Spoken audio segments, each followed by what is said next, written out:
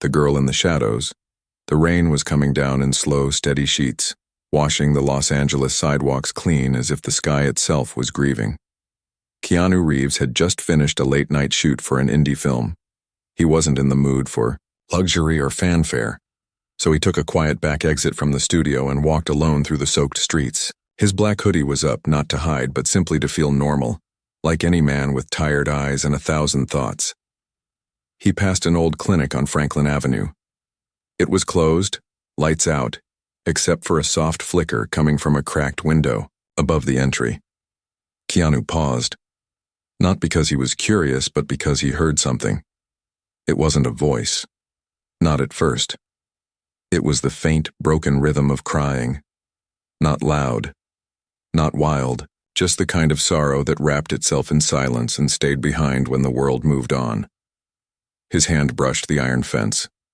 He leaned slightly, trying to see through the rain. That's when he spotted her. A little girl, no older than 7, sat on the concrete step, arms wrapped around her knees, trembling. Her clothes were torn in a way that told more than words ever could. One shoe missing, hair matted to her cheeks, and her skin pale like she hadn't seen sunlight in days. Keanu stepped closer. "Hey," he said softly, crouching down to her level. "Are you okay?" She didn't answer, just tightened her arms, and looked away. From the shadows behind her, a voice spoke, young but steady. "She doesn't talk much, not since the fire." Keanu turned. A boy stepped forward, no older than 10, wearing an oversized shirt that nearly reached his knees. He had that look, the kind kids get when they've seen too much too soon. Not angry, not broken, just quiet in a way that made your heart ache. Keanu studied the boy. "You're her brother?" The boy shook his head. "No. I found her behind the burned building on 5th. She don't have nobody, and she's sick. I think real bad." Keanu felt the chill crawl up his spine. The girl's face had a faint purple hue under her eyes, and her breathing was shallow. "You live around here?" Keanu asked. The boy hesitated, then nodded toward a small alley beside the clinic. "Back there.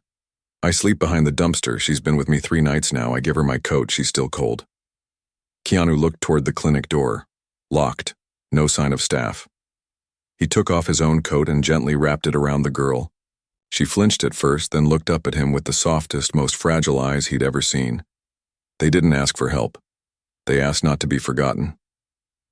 "I'll get you both somewhere warm," he promised, standing up and pulling out his phone. But before he could dial, the boy stepped forward and tugged at Keanu's sleeve. "They won't help her. The big hospitals. They'll say it's too late." Keanu paused. "Why do you say that?" The boy looked straight into his eyes. "Because I've seen it before. They wait too long. They let kids like her die." The honesty in his voice sliced through the rain. Keanu's hand hovered over the phone. "Then what should I do?" The boy's answer came without hesitation. "Let me try. I know how to help her." Keanu blinked. "What do you mean?" The boy looked at the girl, his small fingers brushing a leaf from her tangled hair. "My grandma was a healer. She taught me. Herbs, breath work, pressure points. She called it soul mending. She said sometimes the body breaks because the spirit has no reason left to stay. I can help her remember." Keanu didn't know whether to feel hope or fear. The kid's words were simple, but his tone was something else. Calm, serious, ancient even. "What's your name?" Keanu asked. "Milo." Keanu knelt beside the girl again. Her breath was raspier now, and her head slumped slightly onto his coat. He stood back up, looked at Milo, and nodded. "Then tell me what you need. We'll do it your way." Milo glanced up at the clinic window. "I need warmth, quiet, and something green. Ivy if they got it. And a bowl of water, not cold." "From your hands." Keanu raised an eyebrow but didn't question. He turned back toward the street, motioning Milo to follow. "Come on." They walked through the downpour, Milo carrying the girl with arms too thin for the weight, but fueled by something stronger than muscle. When they reached the hotel Keanu was staying at, the front desk froze. "Sir, can we? I need a room, ground floor. Now." Keanu said, his tone steady but urgent. Within minutes, they were inside. Keanu turned the thermostat high, laid out warm towels, and filled a basin with filtered water from the sink, cupping it between his palms, like Milo asked. Milo placed the girl on the bed wrapped in dry blankets and began humming a slow, broken tune. His hands moved over her forehead and chest, tapping gently in a pattern Keanu didn't recognize. "What are you doing?" Keanu asked in a whisper. Milo didn't look up. "I'm telling her she's not alone." For nearly an hour, Keanu sat, silently, watching this strange and tender boy do something that felt like both magic and medicine. The room grew warmer. The girl's fingers twitched. Once, her lips moved slightly. Keanu leaned in but couldn't catch the word. Then, Milo looked up. "She's dreaming now. That's good." Keanu blinked back the weight behind his eyes. "Will she make it?" Milo didn't answer. He just stared at the water bowl, watching as ripples spread even though no one had touched it. And then the lights flickered. Not the kind that comes from faulty wiring. The kind that makes the air shift and the hair on your arms rise. Keanu stood slowly. Milo turned his head and whispered, "She's not the only one sick." Keanu's breath caught. Milo looked straight at him and said, "They followed her from the fire." Before Keanu could respond, the girl let out a soft, painful gasp, and her eyes opened wide in terror. The shadows on the wall moved, just slightly, and then the room went still. Whispers from the ashes. The stillness in the room felt heavier than silence, not the comforting kind that comes when a child falls asleep or a storm passes. No, this was the kind of quiet that made your heart beat louder than normal, as if warning you something wasn't right. KeanuReeves stood motionless beside the bed, eyes fixed on the girl who had just jolted awake with a gasp that seemed torn from the deepest part of her being. Her pupils were wide, scanning the room not with confusion but with something deeper, fear mixed with memory. Her small hands clutched the blanket like it was the only thing anchoring her to this world. Milo didn't move. He sat beside her, with both palms gently on her chest, not applying pressure but keeping contact like he was trying to steady more than just her breathing. Keanu's instinct was to reach out, to offer comfort or ask if she was okay. But something about Milo's eyes held him back. The boy wasn't panicked. He wasn't even surprised. He looked at the girl like he'd expected this exact moment. The light above them gave another flicker, dimming just for a second before returning to full brightness. Keanu glanced toward the corners of the room. Shadows danced along the walls, but not in sync with the lighting. They moved slowly, curling like smoke, stretching like something alive. Keanu's jaw tightened. He had seen strange things during his life on and off the set. But this wasn't theatrical. This was something primal, something that made every instinct in his body scream to protect the children and run from whatever was unseen. But he stayed. Not just because he was KeanuReeves, but because the girl needed someone to stay. Milo whispered something under his breath, a chant or a song perhaps, but the words were old and the language wasn't English. It sounded like something from the earth itself, raw, forgotten. The girl turned her head slightly, her gaze locking onto Keanu. Her voice came out raspy and soft, as if unused for days, maybe longer. "They were in the walls," she said, "before the fire." Keanu knelt beside her, gently taking her small hand. "You're safe now," he said, not knowing if it was true but needing her to hear it anyway. She looked at him, eyes filled with pain that didn't belong in a child's face. "They don't stop. They come where people forget." Milo nodded, slowly as if confirming a silent truth. "She's right. My grandma used to say some things feed on memory, on pain. They live in places where people stop caring." Keanu felt a chill crawl up his spine. "And the fire? It didn't start from a stove or wire," Milo said. "It started because they couldn't leave. They needed to burn the place, down to break free. But they followed her through the smoke." Keanu looked again at the shifting shadows, now slower, like they were watching, waiting. "Can they hurt her again?" Milo hesitated. Not if we heal the place inside her where they hide. Keanu had no idea what that meant, but the sincerity in Milo's voice was unmistakable. This wasn't imagination or fantasy. This was lived truth. The kind that didn't need proof because it carried the weight of survival. The hotel room suddenly felt too small. Keanu stood and paced once, then turned back. What do you need to do that? Milo's eyes didn't leave the girl. We need to go back, Keanu frowned. To the burned building? To where it started, Milo said. There's something she left behind. They're feeding off it. Until we get it, she won't get better, and neither will this world. Keanu didn't ask how a 10-year-old could know all this. He just nodded, grabbed his keys, and carefully lifted the girl into his arms. She didn't resist. She clung to him as if his warmth was the only shield she had. As they moved through the hotel hallway, staff glanced up but said nothing. Something in Keanu's eyes told them this wasn't the time. They drove in silence through the night, the city lights casting long shadows across the windshield. Keanu watched Milo in the rearview mirror. The boy wasn't looking outside. He was humming that same strange tune, and Keanu could swear the air in the car felt warmer where the song lived. They pulled up to the edge of a fenced-off lot surrounded by yellow caution tape and scorched bricks. It was the remains of a 2-story building that had once been an old daycare, now collapsed into ash and steel. A faint smell of charred wood still lingered in the air, despite weeks having passed.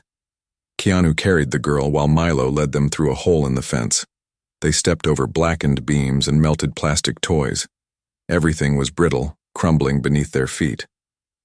Keanu felt the girl twitch in his arms. Her eyes were fluttering like she was caught between now and then. Milo pointed to a half-collapsed doorframe. There, he said, behind that wall, her drawings. She always hid them in the crack. Grandma said memory holds power when it's pure. Keanu lowered the girl gently onto a dry patch and went to the frame, pulling back a broken piece of drywall. Behind it, sure enough, were several small papers. They were barely scorched, stick figure sketches drawn in crayon. One showed a woman holding a girl. Another was a house with a tree. The last was darker, just shadows, long ones, looming over a sleeping bed. The girl stirred and began to cry softly. Milo took the drawings and laid them in a circle around her. Then he knelt and whispered, "Show her it's real again. Show her what she forgot." Keanu watched as Milo placed his hands on the ground, fingers tracing the ash like it was a map. A low vibration trembled under their feet. It was faint, but real.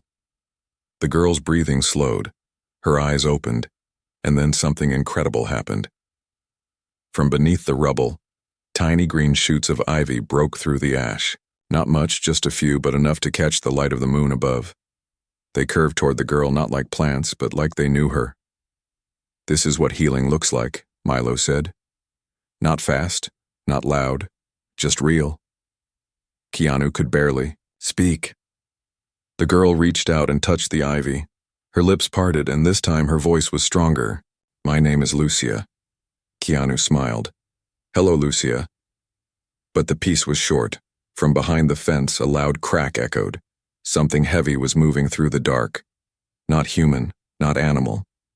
A shadow taller than any man shifted into view, its body made of flickering ash and smoke, eyes glowing faintly red like dying embers. It moved without walking, gliding with each heartbeat. Lucia screamed and covered her face. Milo stood, placing himself between her and the thing. "You're not welcome," he said with surprising force. "She remembers now. You can't feed on her anymore." The creature paused, then it let out a low, horrible sound, like fire breathing through a hollow tree. Keanu stepped forward. "What is it?" Milo didn't look back. "It's grief, made real. But it's weak now. We just need to hold on." The creature hissed and surged forward, and that's when Lucia stood up, barefoot, still weak, but standing. She stepped past Keanu, past Milo, and held the ivy in her small hand.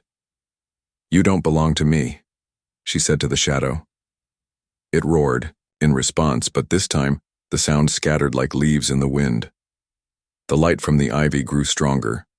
The creature shrank back, fading, unraveling as if its power was melting. But before it vanished, it locked eyes with Keanu and spoke. Without sound, she's only the first, and then it was gone. Keanu stared at the space where it had stood, heart pounding. Lucia collapsed into his arms, and Milo, eyes wide, whispered, "They're going to come for the others, the forgotten ones." The sun rose slowly, casting pale gold over the skeletal remains of the burned building as if nature was trying to forgive what the night had revealed. KeanuReeves sat on the crumbled steps of the daycare, holding Lucia against his chest as she slept, her breath warm against his shoulder. It had been hours since the creature of ash had vanished. Hours since Lucia had stood on her own and driven the darkness back with nothing but memory and courage. Yet despite the calm, something still stirred inside Keanu, an unease that didn't leave with the night. Milo sat a few feet away, watching the ivy grow across the ash-covered ground, thin and fragile but alive. He hadn't spoken much since the creature disappeared. Instead, he seemed to be listening as if the ground still had something to say. Keanu finally broke the silence. What did it mean? When it said she was only the first? Milo didn't look up. His fingers drew patterns in the soot, spirals and circles like a forgotten code. "There are others," he said at last. "Kids, maybe adults too. People who were hurt so badly they stopped believing they were worth saving. Those things, grief, fear, regret, they find the broken ones and stay with them. Not just in dreams. In real life. They hide in quiet corners, empty houses, old rooms no one visits anymore, places that don't get cleaned, hearts that don't get touched. They feed off that emptiness." Keanu felt those words hit him like a wave. He thought about the people he'd met over the years, the fans who whispered stories of loss and loneliness when they thought no one else would listen. He remembered moments in his own life where pain had lingered too long, where silence had felt too heavy. He realized then this wasn't just Lucia's story, it was something bigger, something woven into every city, every forgotten street. He stood slowly, still holding Lucia close. "We need to find them, don't we? The others." Milo nodded, "But we can't do it alone." Keanu looked down at the sleeping girl. "Where do we start?" Milo pointed toward the city skyline. "We follow the places where the lights don't reach." They left the burned site quietly. Keanu carried Lucia to the car while Milo walked, ahead, eyes scanning the streets like he could see something no one else could. As they drove, Milo gave directions, not to addresses or buildings, but to feelings. "Turn here," he'd say. "The air feels sad." Or, "This corner holds an echo." Keanu didn't question it. He just followed. The trail led them to a forgotten neighborhood on the edge of the industrial zone, where the factories had shut down years ago and the people left even faster. Windows were boarded, fences rusted, and silence hung in the air like dust that never settled. Milo asked Keanu to stop the car outside an abandoned duplex with shattered windows and a broken swing set in the yard. They entered through the side door, which opened without effort. Inside, the floor was littered with fallen plaster and old newspapers. Everything smelled like mold and time, but in the back room, beneath a torn curtain, they found her. A teenage girl, maybe 15, sat curled up in a corner with her back to the wall. Her arms were wrapped tightly around her knees and her hair hung over her face. She rocked slightly, whispering to herself. Keanu took a step forward. "Hello?" he said gently. She didn't answer. Milo moved past him, knelt beside her, and placed a hand on the wall behind her. "Her name is Ivy," he said. "She's been alone for weeks." Keanu frowned. "How do you know that?" "The house remembers," Milo said simply. Keanu knelt beside the girl. "Ivy, it's okay. We're here to help." She flinched but didn't speak. Milo pulled a small cloth pouch from his pocket and opened it, revealing herbs and small stones. "They were feeding on her dreams," he said. "She couldn't sleep, couldn't eat. They whispered lies to her until she believed them." "What lies?" Keanu asked. "That she wasn't real. That no one would miss her. that her pain was too ugly to fix. Keanu's hands curled into fists. He looked at the girl with a quiet sorrow. "She's not invisible." "Not anymore," Milo said, "but she needs to see something true." He looked to Keanu. "Show her." Keanu paused, confused. "Show her what?" "You," Milo said. "Your truth, your pain, your light. People see your movies, but they don't know what your heart holds. Let her feel it." Keanu's throat tightened. He looked at Ivy, then slowly sat down beside her, back against the same wall. "When I was young," he began, voice low, "my best friend died suddenly. It was like the world cracked open and swallowed all the joy. I remember walking around pretending to be okay, but I wasn't. I used to sit alone in my car and cry where no one could see me. It felt like I didn't have the right to be sad. People expected me to smile, to act, but inside I was falling apart." Ivy stopped rocking. Her breath caught. Keanu continued. "And then years later, someone I loved more than life. She was taken too. I didn't think I'd come back from that. For a long time, I didn't know who I was without her. But I found something. I found that being kind even when no one sees helps. It doesn't fix the pain, but it gives it a place to go. And sometimes helping someone else becomes the bridge back to yourself." Ivy's fingers loosened around her knees. She looked up slightly, revealing tear-streaked cheeks and haunted eyes. "Are you really him?" she asked. Keanu smiled gently. "Yes, but more than that. I'm someone who sees you." A soft glow began to form around her. Not bright, not showy, just a warm, golden shimmer like the first light of dawn. Milo exhaled in relief. "She's remembering," he said. "They can't hold her anymore." But suddenly the room darkened. From the far corner, a sharp creak echoed. The shadows twisted, then grew, and from them stepped another creature, not like the one from before. This one had no shape. It was like smoke wrapped in broken mirrors. It flickered with images, flashes of pain, screams, hospital beds, arguments, rejection. It wore the faces of those Ivy feared most. Milo stood, arms outstretched. "Don't believe it, Ivy. It's not real. It's only showing you what it wants you to keep living." The creature hissed, its voice layered with dozens of echoes. "She belongs to us." Keanu stepped forward, his own fear boiling into resolve. "No," he said firmly. "She belongs to herself." The creature surged forward, claws of smoke reaching out, but Ivy stood, her voice cracked, but it rose like thunder. "I'm still here." And the creature shattered. Pieces of dark thought dissolved in the air like fog in sunlight. Ivy collapsed into Keanu's arms, crying but smiling through the tears. Milo nodded. "That's two." Keanu looked at him. "How many more?" Milo's eyes dimmed slightly. "Dozens, maybe hundreds." Keanu glanced toward the shattered wall where the creature had stood. "And they know we're coming now." Milo nodded again. "They'll fight harder." Keanu lifted Ivy into his arms, her head resting on his chest. "Then let them come," he said. "We'll find every forgotten soul." As they left the house, a cold wind swept through the street. Behind them, in the places where shadows lingered longest, 1,000 unseen eyes began to blink awake. Voices beneath the silence. The sky had turned a heavy gray by the time they returned to the city's edge, that part where the lights never seemed to stay on and the sidewalks were more cracks than concrete. KeanuReeves drove without saying much, hands firm on the wheel, eyes scanning every corner they passed like he was seeing the world through different lenses now, through Milo's.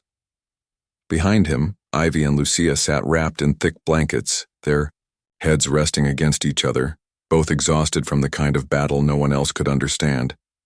And next to him sat Milo, eyes half closed, yet alert in a way that told Keanu the boy didn't sleep much, not because he couldn't, but because he didn't dare. They stopped in front of an old church that had long since been abandoned by its congregation, paint peeled from the walls like forgotten promises, and the stained glass windows were shattered, their colors scattered across the ground like fallen hope. Milo looked at the church, then back at Keanu. "Someone's inside," he said quietly. "But it's not just one person, it's layered, like stories stacked on top of each other. Old grief, new pain, they're all tangled." Keanu stepped out of the car, motioning for the girls to stay warm inside. As he walked up the cracked steps, he noticed the way the wind seemed to hold its breath around the church, as if even nature didn't want to disturb whatever was trapped within. Milo pushed the heavy door open with a slow creak that echoed through the hollow space beyond. Inside, the pews were mostly broken, dust hanging in the air like faded hymns. At the far end, near what used to be the altar, stood a figure, a boy, maybe 12, dressed in layers of clothes too big for him. His hands were clenched, his back turned. Milo approached first. "What's your name?" he asked softly. The boy didn't turn around. "No name," he said. "They took it when they made me stop talking." Keanu exchanged a glance with Milo. The boy continued. "They said if I kept speaking she wouldn't come back, so I stopped. But she still didn't come." "Who?" Keanu asked. The boy slowly turned. His face was streaked with grime, his eyes distant and filled with a pain that didn't match his age. "My sister," he whispered. "I told her to come home. I told her I'd fix everything, but she never made it. Now they tell me it's my fault." Milo stepped closer. "They've been lying to you, feeding you guilt that doesn't belong to you." "How do you know?" the boy asked, voice sharp. "Because I've felt it too," Milo said. "Because they tried to make me forget my own name. And because I can see them." Suddenly the shadows around the altar began to move. They slithered down the cracked columns, pooling like ink across the floor. But this time they didn't take the form of beasts or faces. This time they became mirrors. Tall, jagged mirrors that twisted reflections. In each one the boy saw something different. His sister falling, his own face crying, strangers yelling, hands pointing. Guilt played on repeat. Keanu felt the air grow colder. "What do we do?" he asked. Milo stared at the mirrors. "He has to speak again. His voice is the key. If they silenced him, his truth will break their hold." The boy backed away, fear clear in every step. "I can't," he said.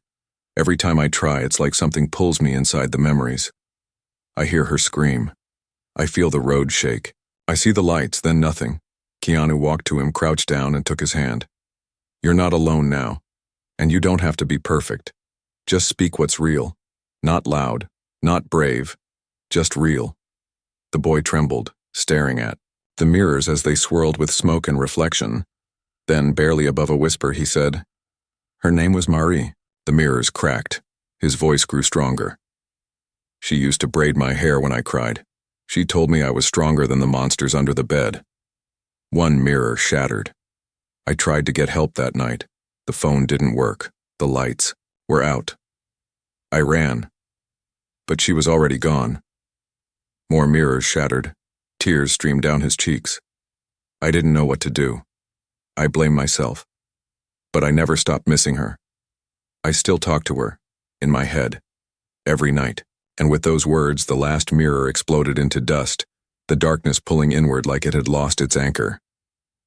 For a moment, the air was still. Then, a soft voice echoed through the room.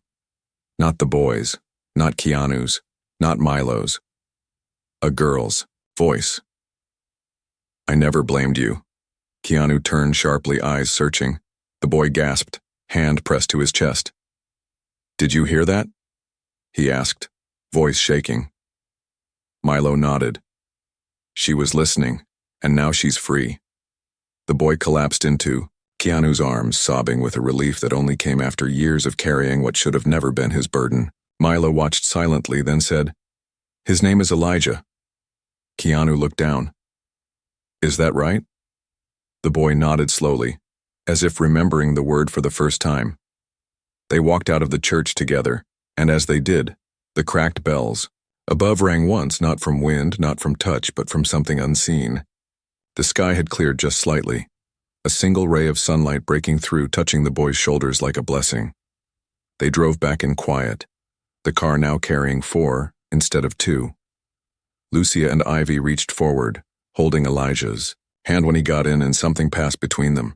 Not words, not plans, just a quiet agreement. We survived. Now we save others. But as they neared the city center, Keanu's phone buzzed with a number he didn't recognize. He answered out of instinct. A woman's voice spoke fast, panicked. "Is this Mr. Reeves?" "Yes," he replied, unsure how. She got the number. "My name is Amanda. I work at a group home in West Point, one of the girls there. She stopped eating, won't speak. The others are saying strange things, drawings, nightmares. They said she saw your face in a dream last night and started crying." Keanu gripped the steering wheel tighter. "What's her name?" "Her name is June."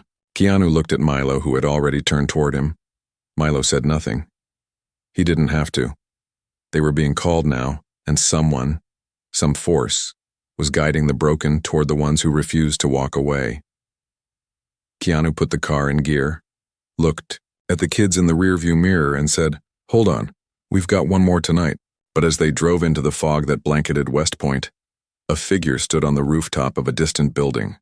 Tall, cloaked in smoke, its eyes no longer red, but gold, watching, waiting, and whispering in a voice older than time. "He's waking them. We must stop him, before they remember who they are." The memory that burned. The car's wheels rolled quietly over the uneven road as they crossed into West Point, a part of the city that looked more like a forgotten thought than a living place. The streetlights here barely worked, flickering like candles running out of breath, and the buildings leaned slightly as if they'd grown tired of standing. KeanuReeves sat silently behind the wheel, his face unreadable, but his hands gripping the steering wheel told a different story. There was tension in the air, not the kind that came before a storm, but something deeper, the kind that settled in your bones and whispered that something important was about to happen, something that couldn't be undone. Milo stared out the window, his reflection ghost-like in the glass. He was quiet too, but his mind was moving fast. Every person they helped left behind a thread, and those threads were starting to form a pattern, one that pointed toward something bigger than they had imagined. He could feel it, like a slow vibration beneath the skin, like a name you couldn't quite remember but knew you'd heard before. Ivy and Lucia sat in the back with Elijah between them, their small hands clasped tightly, forming a chain of warmth and courage they didn't yet understand was sacred. The group home appeared at the edge of a long, crumbling road, surrounded by rusted fencing and sagging trees that reached out like forgotten arms. The building itself was gray and box-like, with windows that looked more like wounds than portals. Keanu pulled the car to a stop, and before he could step out, the front door opened. A woman rushed toward them, her face lined with worry and sleepless nights. "Mr. Reeves?" she asked breathlessly. Thank God, she's still breathing, but barely. And the other kids, something is happening to them. It's like they're sleepwalking during the day and screaming at night. Keanu nodded once. "Where is she?" "Upstairs, second floor, last room on the right. Her name's June." Milo stepped out beside Keanu, his eyes scanning the building. He didn't say a word, but he moved his fingers slowly in a pattern, tracing circles in the air, listening. The woman led them inside, the hallway lit by a weak yellow glow. The walls were covered with old paint and peeling posters about safety and growth, but none of them felt honest. This place wasn't made for healing, it was made for keeping things quiet. As they climbed the stairs, Milo whispered, "They're not hiding this time. They're waiting." Keanu felt his jaw tighten. "Why?" Milo paused at the top step. "Because June's memory is the one that binds them. She's the source." Keanu frowned. "You mean she started it?" "No," Milo said, his voice low. "I mean someone tried to silence her pain so deeply, so completely, that the pain itself became a doorway. And now, everything that was pushed down, it's fighting to come back." They reached the last room. The door was closed. From inside, they could hear the faint rhythmic tapping of fingernails against wood. Keanu opened the door slowly, revealing a small room with a bed, a desk, and a single window sealed shut. June lay on the bed, her back arched slightly, eyes wide open, staring at the ceiling. She didn't blink, didn't move. On the wall above her, the words, "I didn't lie," were scratched over and over again into the plaster, some marks fresh, some old. Keanu stepped forward carefully, crouching beside the bed. "June," he said softly, "you're safe now." No response, just the same tapping sound from her fingers. Milo entered the room and took a deep breath. He knelt near her head and placed both palms on the floor. "She's trapped," he said. Not just her mind. Her memory was locked so tightly it broke open somewhere else. Keanu looked at the wall. Someone told her she lied. Milo nodded, and she believed it. Keanu stood. "Then how do we show her the truth?" Milo looked up. "We don't. She has to walk back into the memory that hurt her, and she needs to see it for what it really was." Suddenly, the lights flickered, and the air turned sharp, like ice cutting through breath. The temperature dropped instantly. The tapping stopped. June's eyes shifted toward Keanu and Milo, but her body remained frozen. And then, from the corners of the room, the shadows thickened, curling inward. They formed not creatures, not shapes, but people, teachers, doctors, men in uniforms, women holding clipboards. Their voices began to layer in the air, repeating the same words again and again. "Attention seeker. She's making it up. Kids lie when they want sympathy. Stop imagining things. You're fine." Milo stood. "They're not real. They're echoes, pieces of the lie that broke her." Keanu reached for June's hand. "You're not alone," he whispered. "We're going to walk with you now." And then, before anyone could move, June's eyes rolled back, and the room vanished. Keanu blinked and found himself standing in a different place entirely. It was dusk. The sun was setting behind a suburban house with a red door. June, younger by several years, stood on the porch, knocking, tears on her face. No one opened the door. From inside, yelling, furniture crashing, glass breaking. Milo appeared beside Keanu. "We're in her memory." Keanu turned. "Can she see us?" "Not yet," Milo said. "She has to reach the part she buried." They followed the memory June down the street. She walked until nightfall, barefoot, holding a crumpled note in her hand. She reached a school, sat on the playground and cried until morning, and then without warning everything around them turned to smoke. They were back in the group home. June was now standing upright, eyes still wide but her body rigid. She looked directly at Keanu. "They told me it was nothing," she said. "They said I imagined it, but I saw it, I lived it. I was the one who locked the door, I was the one who told her to stop yelling, I was the one." "You were a child," Keanu said gently. "You were protecting yourself the only way you knew how." June's lips trembled. "So why do I still feel like I did something wrong?" "Because no one ever told you that your pain mattered," Keanu said, stepping closer. "But it does. It always did." Suddenly, June screamed. The walls cracked. A wave of darkness erupted from her chest and slammed into the room. Ivy, Lucia, and Elijah, who had entered quietly, were pushed back against the walls. Milo rushed to her. "June, listen to me. The pain is not your enemy. It's your map. Follow it to the end. You're almost there." June collapsed, screaming, sobbing, shaking. And then, in the middle of the storm, a small voice emerged. "I remember." The darkness stopped, and the room fell still. When the dust cleared, June stood in the center, her face soaked with tears, but her eyes finally blinking, finally breathing. "They lied," she said. "I never did." Keanu smiled through wet eyes. "No, you never did." Milo reached for her hand and the others came to her side. "You're not alone anymore," Ivy said. "You're one of us now," Lucia whispered. "And we've got work to do," Elijah added. Keanu looked at Milo. "That's 5. Milo nodded, then turned toward the window, where the sky had grown darker again. "They're gathering now," he said. Keanu looked at him. "How many?" Milo didn't answer, at first. Then, in a voice low and serious, he said, All of them. The awakening, the clouds above the city had thickened, turning the sky into a heavy quilt of ash and silence. But it wasn't the kind of silence that comforted.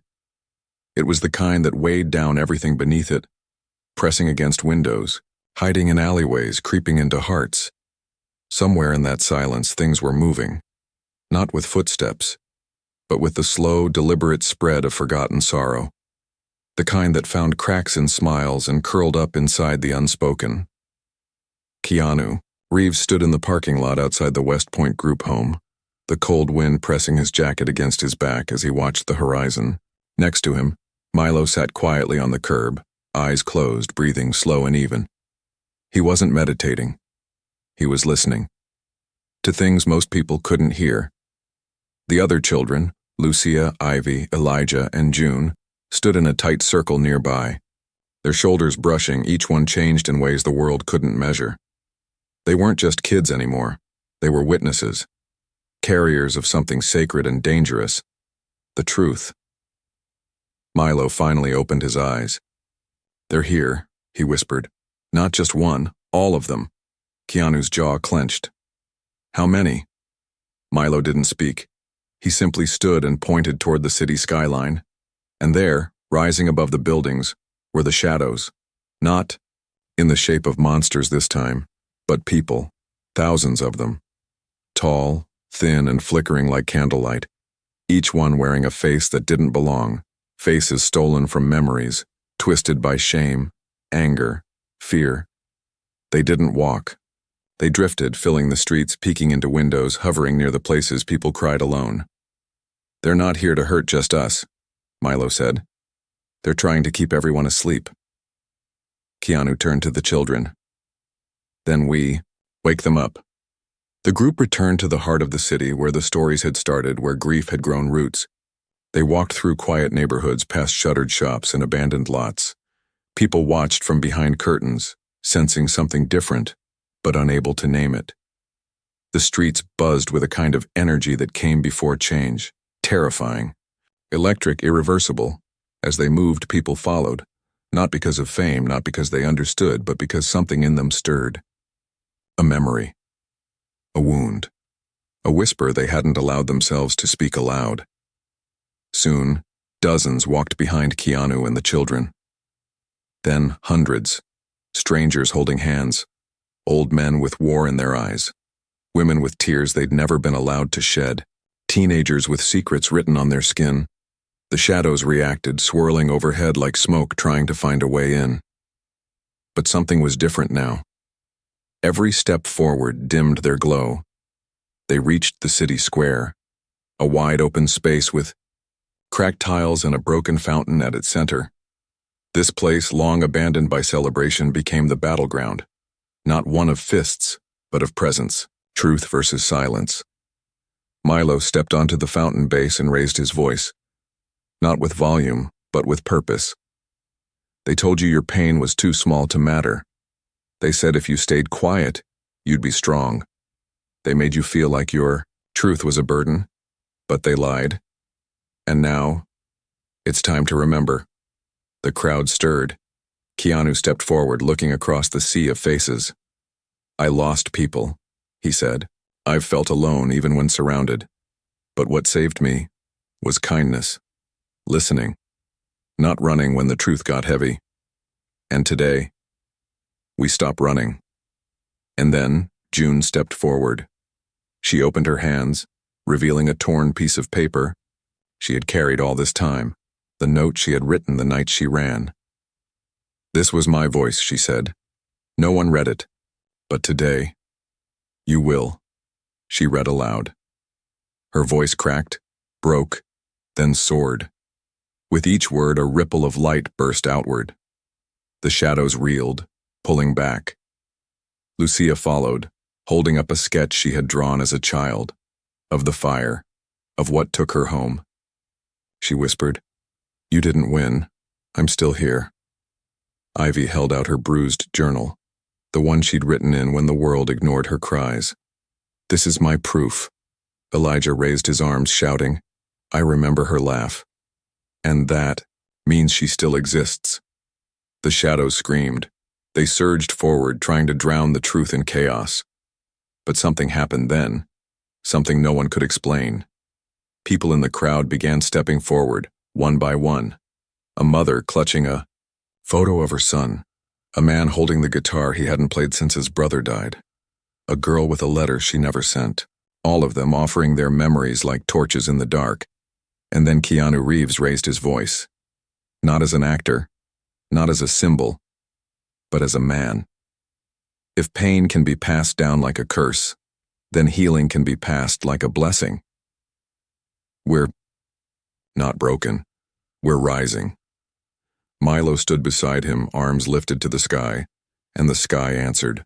Light, not from above, but from within the people, burst out in waves, radiant, golden, raw. It didn't burn. It revealed. It filled every corner, every crack, every place where the shadows thought they ruled. The creatures screamed, their bodies unraveling, not in violence, but in surrender. And from within their forms, people began to emerge. Real people, children who had vanished years ago, women thought lost to despair, men who had faded into silence. They blinked, confused, as if waking from long sleep, and the crowd embraced them, not as strangers, but as returning family. The square glowed like the sun had landed in the center of the city, and then silence, not the heavy kind, not the broken kind, a stillness that felt like the world breathing out after holding its breath for years. Keanu looked at Milo. Is it over? Milo shook his head. It never really ends. But now, they know we see them, and that changes everything. Keanu smiled, then looked down at the children, Lucia, Ivy, Elijah, and June. They were smiling too, tired but whole, and then something unexpected happened. From the crowd, a small boy walked forward, barefoot, shirt torn, dirt on his cheeks. He looked up at Keanu and said softly, I know how to heal her. Keanu froze. Those words. Those exact words. The boy pointed toward the edge of the square where a woman stood alone, shaking, hands over her ears, whispering things that didn't make sense. That's my mom, the boy said. They took her voice. But I remember her singing. Keanu knelt down and looked the boy in the eyes. Then let's go help her. And as they walked together, man and boy, the crowd parted, not in reverence, but in recognition. They had become something more than survivors. They had become keepers of light. And wherever they walked, healing followed. Because healing didn't come from power. It came from remembering, and remembering together changed everything.